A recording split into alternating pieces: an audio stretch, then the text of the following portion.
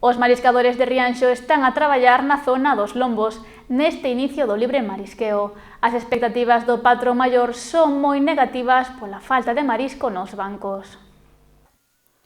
A semana pasada botou a andar unha nova campaña do libre marisqueo na Ría de Arousa.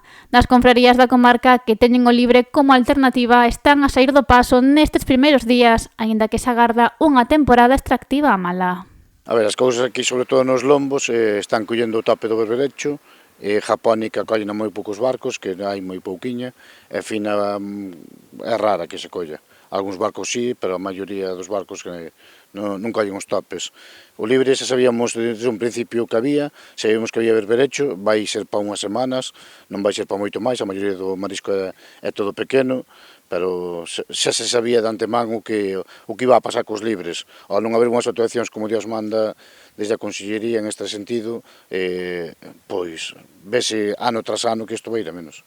Polo de agora, a apañar eses topes diarios e os prezos que están a obter en lonxa son a única parte positiva que se está a rexistrar neste inicio do libre.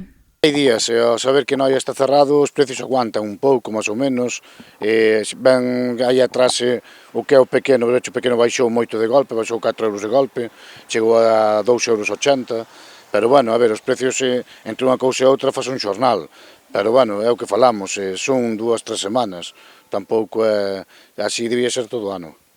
En canto ás expectativas postas nesta nova campaña do libre marisqueo, Iglesias afirma que o balance será moi negativo.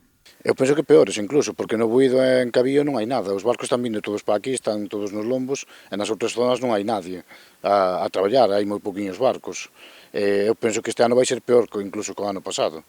Esperemos que dunha vez por todas a asociación ou a Consellería fagan unha regeneración como Dios manda das zonas de libre marisqueo e isto empeza a producir de cara ao ano que ven.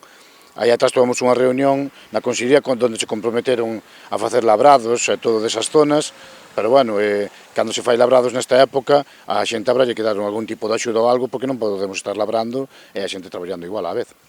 Esta actividade hai uns anos era moi agardada polos mariscadores que nos últimos tempos ven como o marisco está a desaparecer das zonas de traballo.